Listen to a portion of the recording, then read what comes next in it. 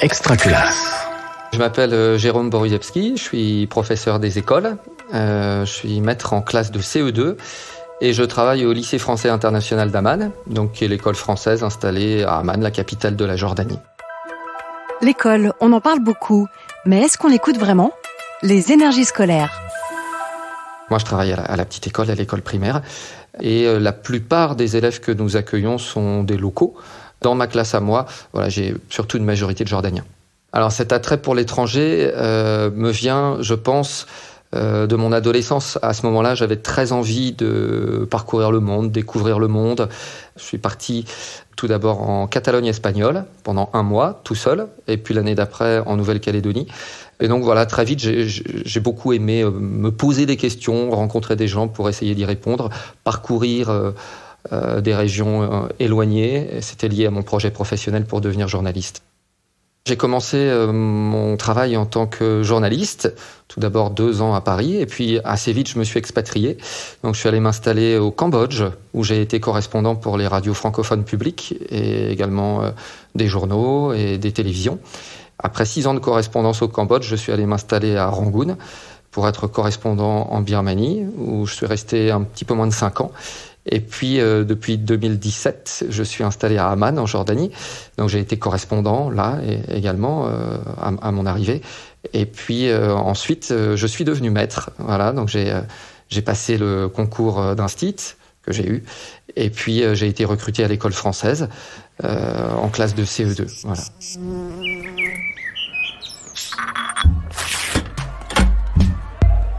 Ferme les yeux, s'il te plaît. Qu'est-ce que tu vois ?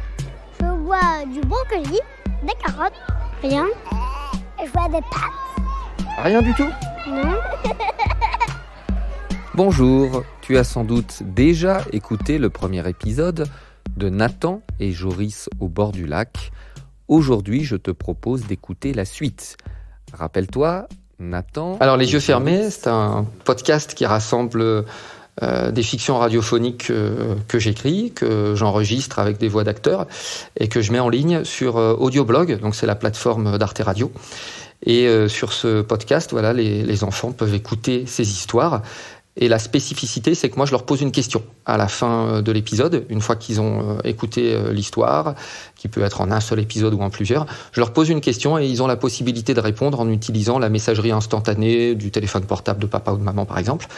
Et moi, j'ai un numéro dédié, je reçois toutes les réponses des enfants et je réponds à tous ceux qui participent. Quand j'ai commencé mon travail de maître en CE2, j'avais une classe nombreuse, 30 élèves. Et c'est difficile de donner la parole à tout le monde et de faire travailler l'oral à tout le monde dans une classe nombreuse, alors que c'est un objet d'enseignement à part entière dans la discipline française, dans les programmes de l'éducation nationale, autant que finalement l'écriture ou la grammaire ou d'autres choses.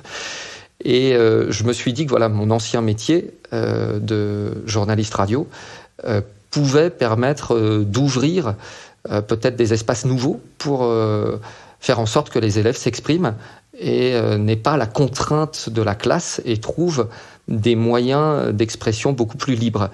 Et donc, j'ai eu l'idée de créer des histoires radiophoniques. Et je me suis rendu compte que beaucoup d'élèves qui étaient petits parleurs, finalement, ont trouvé là un espace pour s'exprimer et en fait, pour progresser. Et j'arrivais pas à leur donner cet espace-là dans la classe.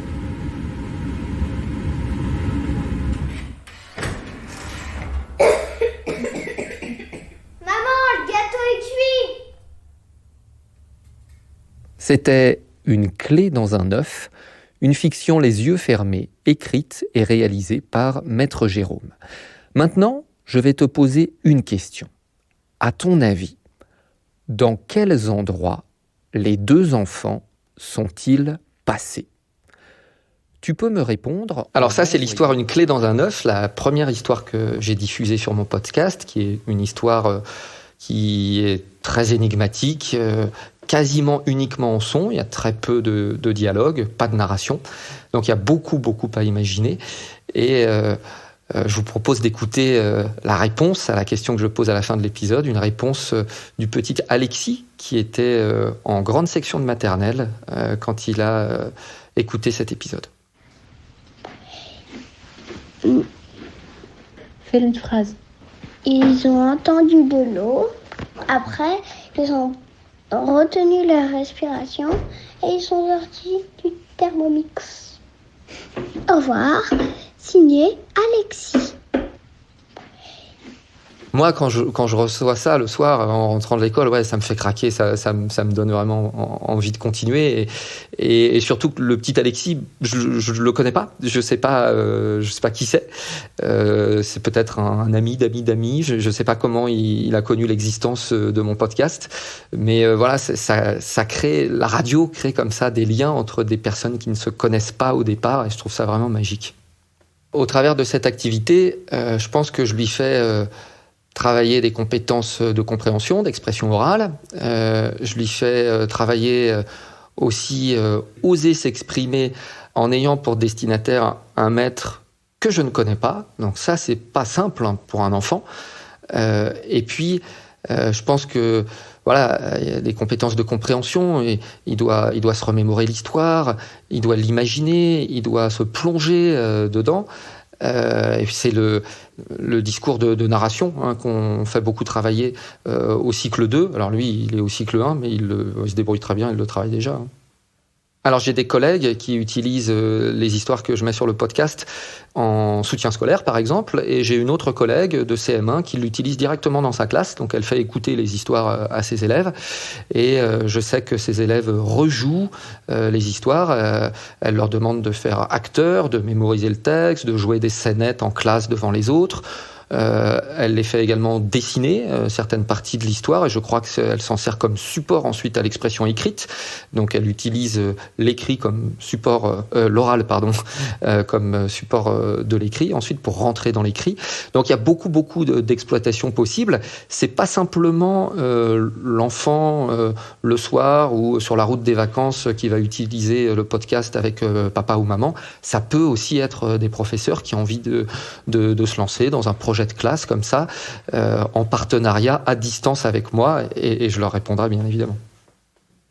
J'ai commencé ce podcast en novembre 2021, et là je commence à arriver au bout de tout ce que j'avais produit. Donc je continue à écrire, à en enregistrer, mais je diffuse plus rapidement que ce que j'enregistre.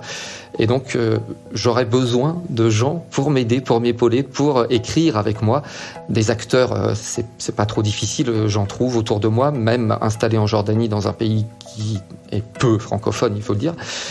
Mais trouver des gens qui pourraient écrire, qui auraient envie, pour faire vivre le podcast, ça m'aiderait beaucoup. Ouais. Et ça me ferait plaisir aussi.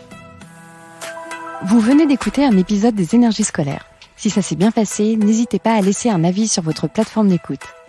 À bientôt sur Extra Classe. Extra Classe.